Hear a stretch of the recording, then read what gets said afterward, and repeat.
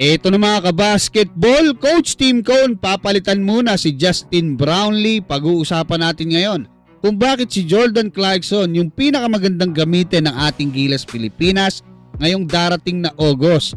At Kai Sotto, posibleng makapaglaro na ulit sa ating Gilas Pilipinas ayon sa ating reliable source. Pero bago yan, huwag kalimutan mag-like at mag-subscribe bilang pagsuporta.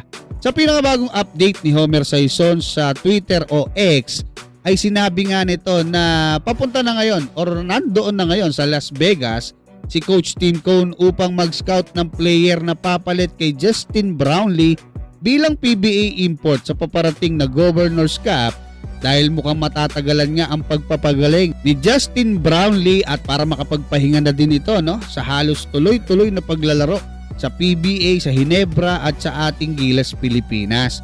Sa darating na August 28 mga kabasketball at 30 ay makakalaban nga ng ating national team ang koponan ng Jordan at Iran para nga sa final round ng FIBA World Cup Asian Qualifiers.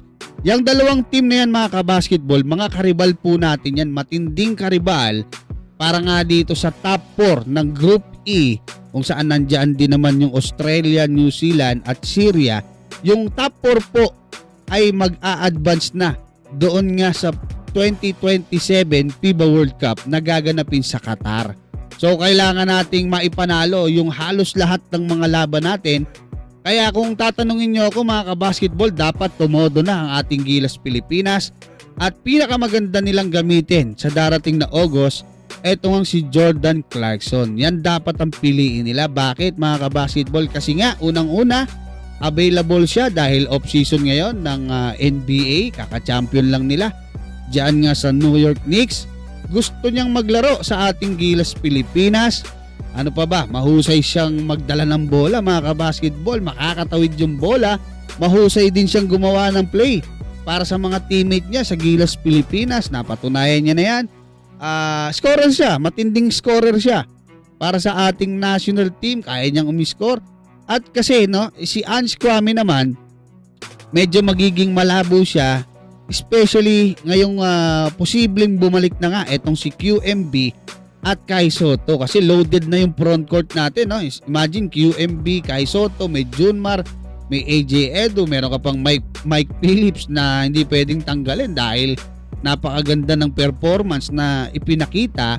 So kumbaga talagang yung katulad ni Jordan Clarkson na isang matinding guard, scorer, playmaker ang kailangan talaga ng ating Gilas Pilipinas sa ngayon.